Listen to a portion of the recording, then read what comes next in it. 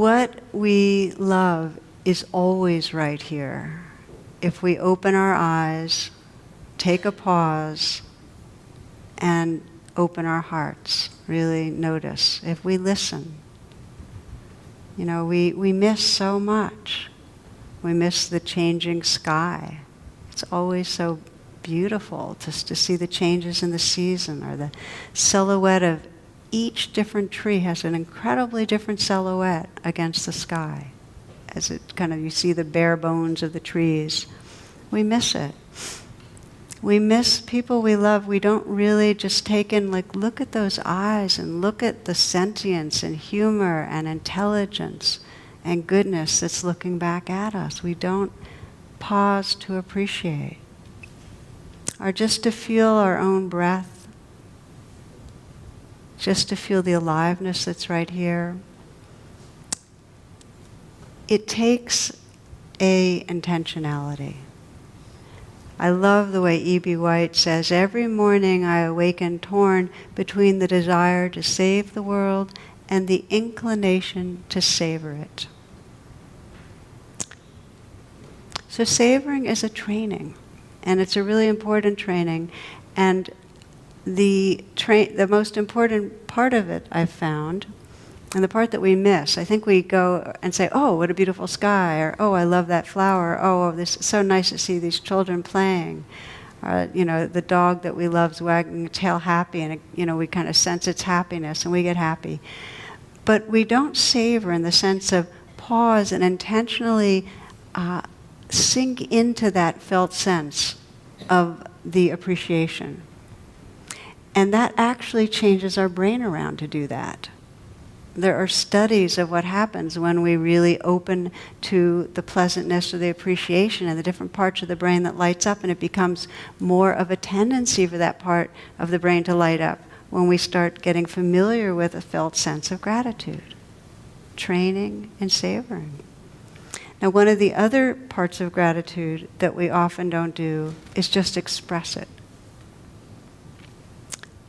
I'm sure many of you have had that experience of feeling love for someone, and then in the moment that you say, I love you, there's this upwelling, and all of a sudden it's in your body. You kind of get teary-eyed with saying it.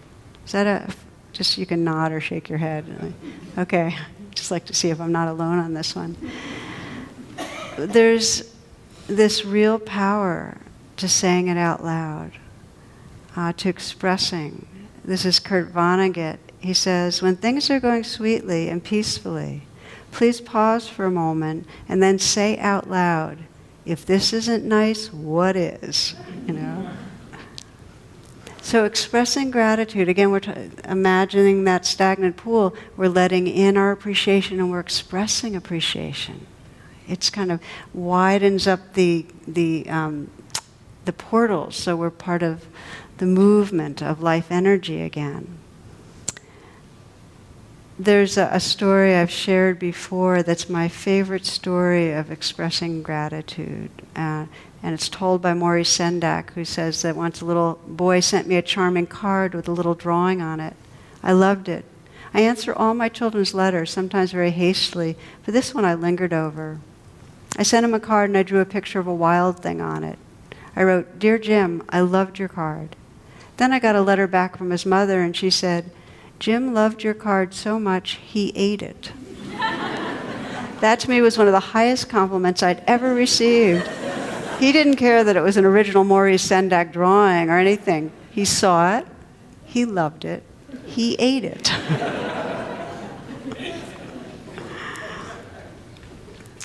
So we'll just do a brief gratitude practice. If you want to close your eyes.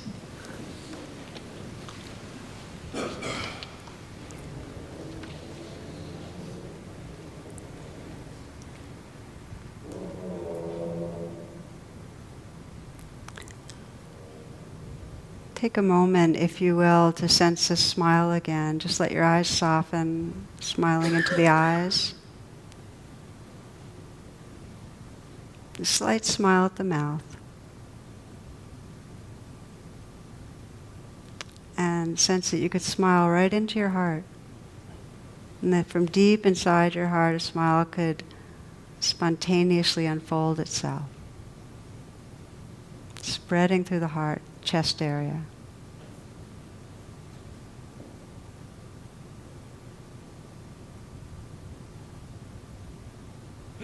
So there's a willingness, a receptivity to let in and appreciate.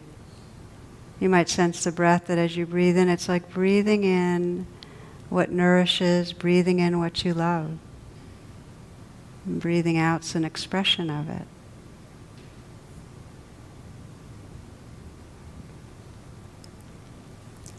What I'd like to invite you to do, it's one of my favorite meditations, is just to begin to reflect on what you love, what you appreciate, and whisper it. And really whisper it. Don't be shy, but begin just to whisper the experiences, the places, the people, the mind states, whatever it is that comes to mind in this next few moments of silence, in the space of silence, just whispering into the room what you are grateful for.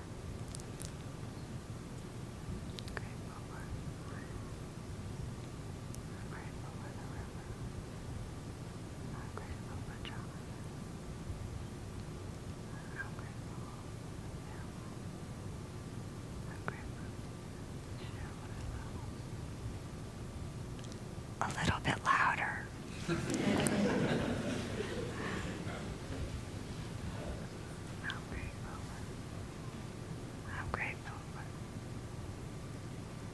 I'm grateful for Katie. I'm grateful for love. I'm grateful for meditation.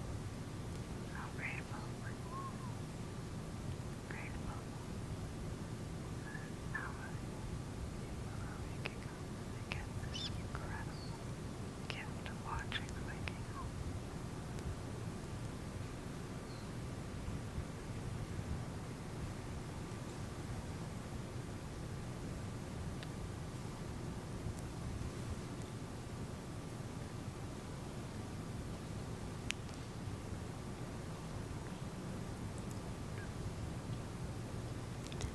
You might include the person you were reflecting on before and just name what you appreciate about that person. Grateful for you, John. I'm grateful for my mom. Love. Grateful to be able to move.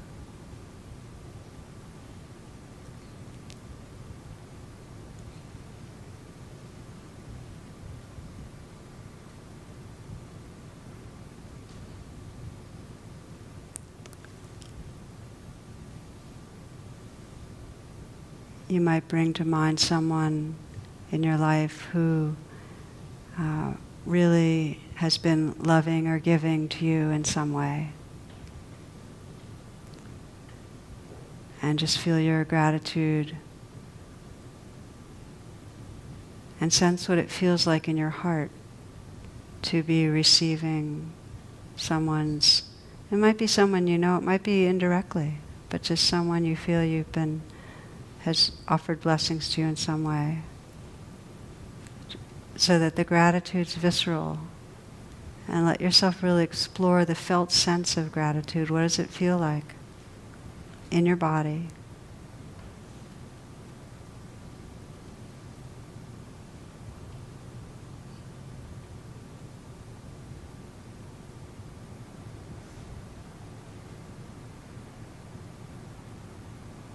You might let that person be very close in, really have that person present in the room right now that has in some way been a benefactor.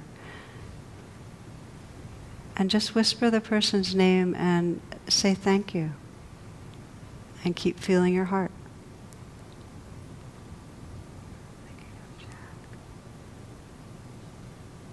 Thank you. Thank you. You can say it again. Thank you. From the depths of your sincerity. And feel your heart.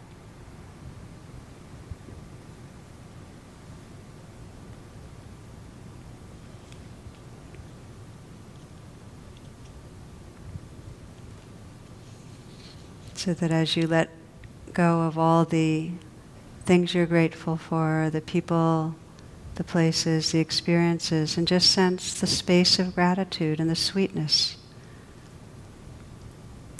Nietzsche writes, for happiness, how little suffices for happiness. The least thing precisely, the gentlest thing, the lightest thing.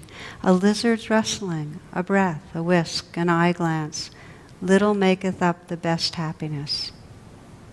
Be still. Be still. So you can open your eyes as you'd like. So what we've explored so far tonight is we be mindful of what separates, how we separate, and be willing to pause and remember our intention that it matters more to love than be right. And then we talked about really to remember what we love. And not only remember it, but express our appreciation. There's such a power to expressing. The final piece I'd like to name is dana, or generosity, in the Buddhist tradition. It was the first teaching that the Buddha gave. And it was the understanding, two reasons. One is that when you're generous, it expresses your awakened heart-mind. And when you're generous, it helps you to come back home to your awakened heart-mind if you're not already there. And there's all sorts of research that generosity lights up the parts of the brain that relate to happiness, as I talked about before. And the reason is, when we're generous, we're more at home with our true nature. It's a precious experience. And so there's a story that came out of Japan that I love this, because just to know there's none of us that when we're with a generous person don't get the transmission. When somebody's generous, it brings out our generosity. It's contagious.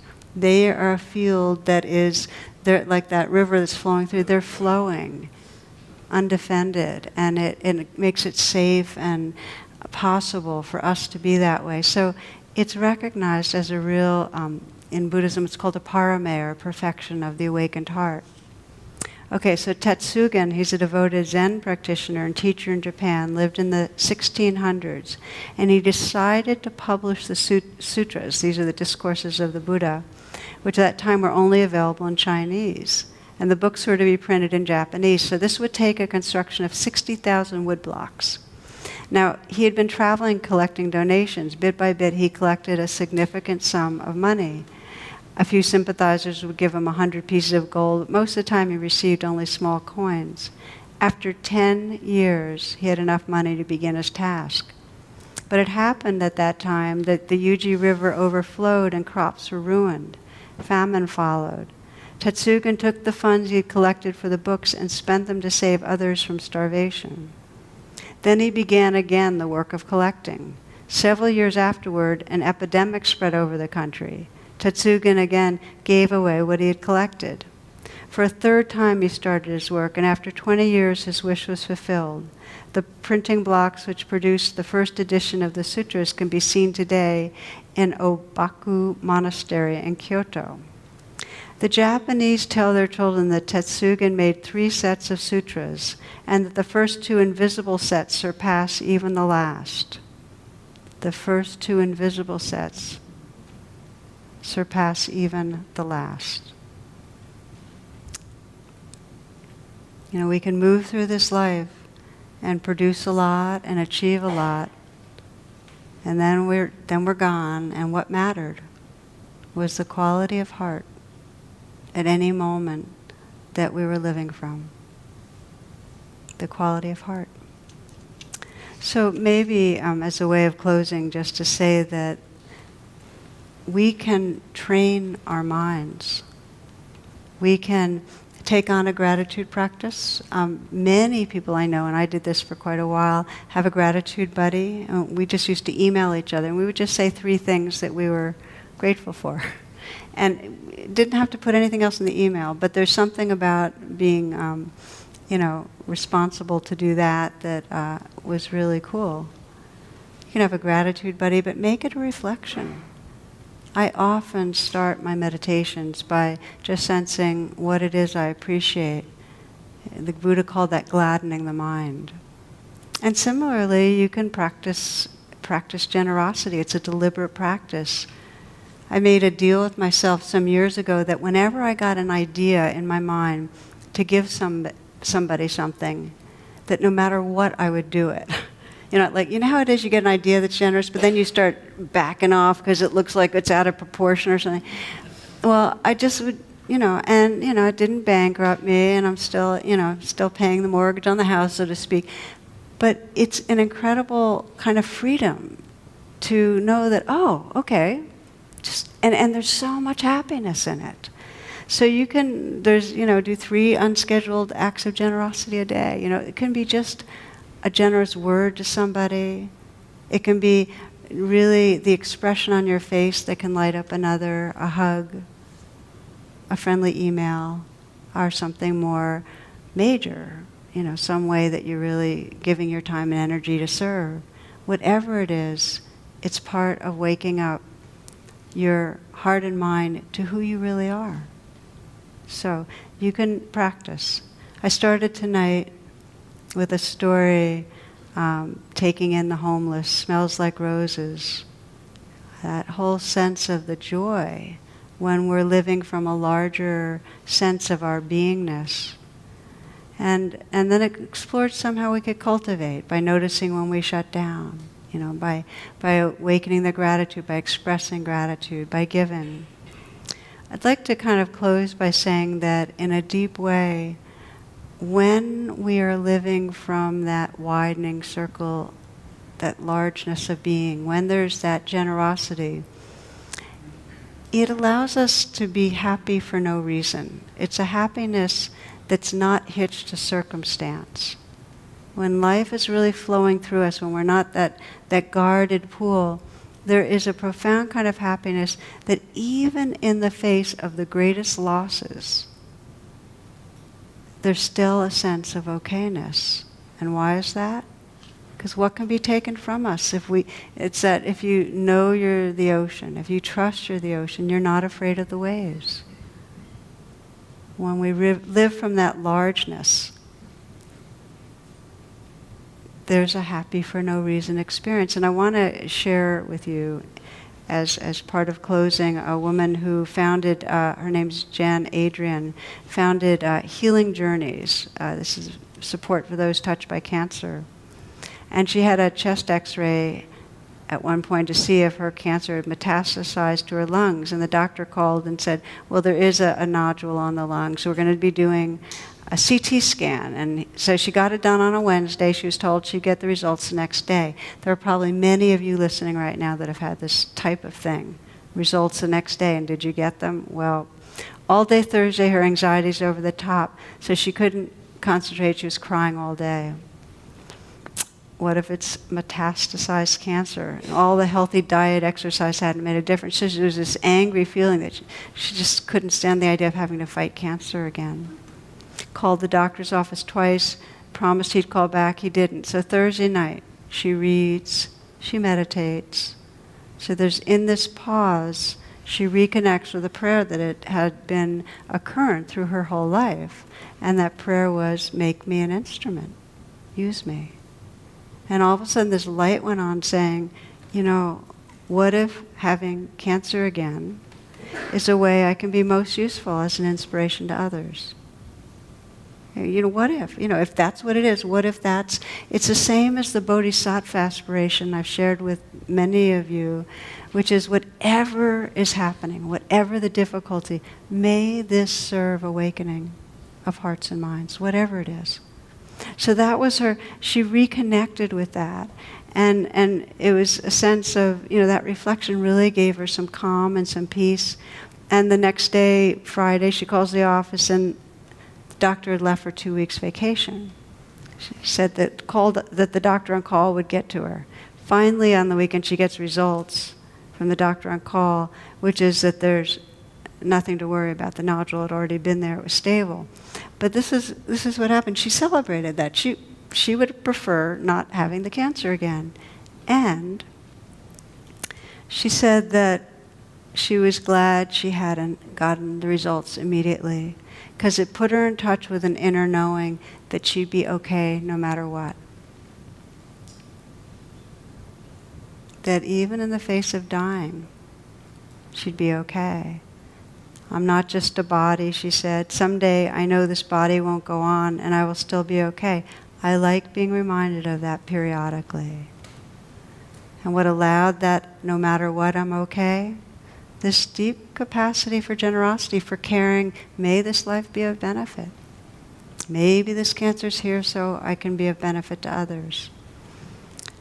Now, I share that story as a closing because so often we have this fear that if we give something, we're going to be left in the lurch and something's going to go wrong for us. If we give up our should about another person, they'll trample over us. If we give our time and energy, if we give our love, if we express our love, something bad will happen. And it doesn't mean that we're not fragile and vulnerable and hurtable, but in a deep way, every time we give, we reconnect more powerfully to what's beyond the egoic self. This beingness that is timeless, this beingness that is boundless in its capacity for loving. And that gives us freedom. That means we're no longer afraid of the waves. So I'd like to close with a short meditation, if you will.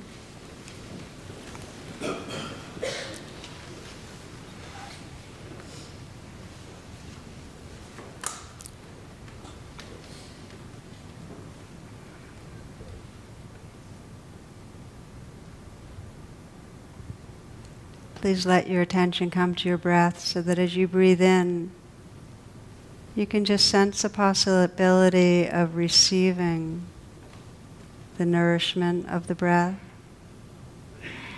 being open to the goodness, the beauty,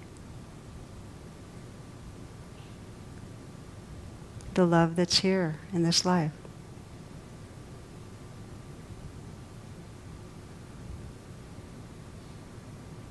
And as you breathe out, a real letting go, offering your life experience in this moment into the space of awareness.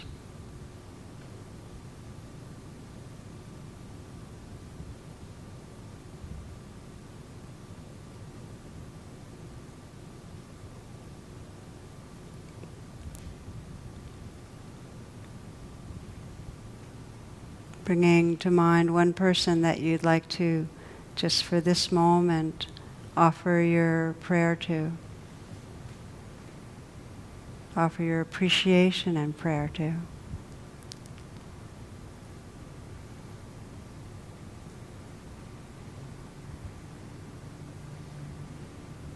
And sense what it is that you do care about, what you appreciate about this person, their goodness, their humor or aliveness, intelligence, fun.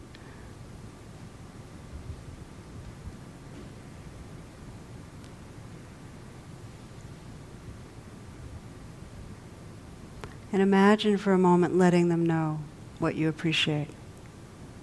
Imagine sharing, being a mirror of their goodness and how that would be for them.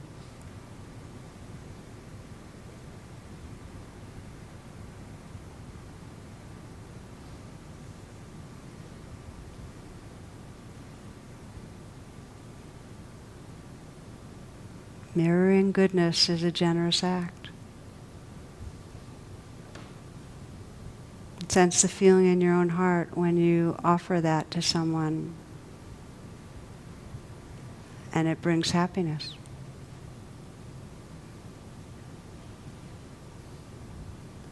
And then just letting go of any idea of another, just feel the heart space that's here, the glow, the warmth that's possible.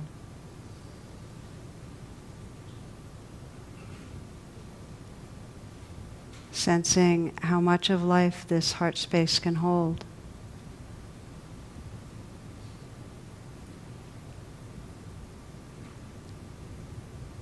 So that we offer together our prayers. We close the evening with a Thanksgiving prayer that all beings everywhere might experience the open-heartedness, the sweetness of gratitude.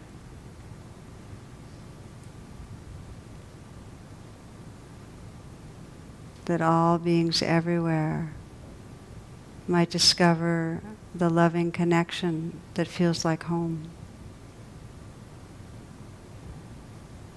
That the hearts of all beings everywhere might awaken and be free.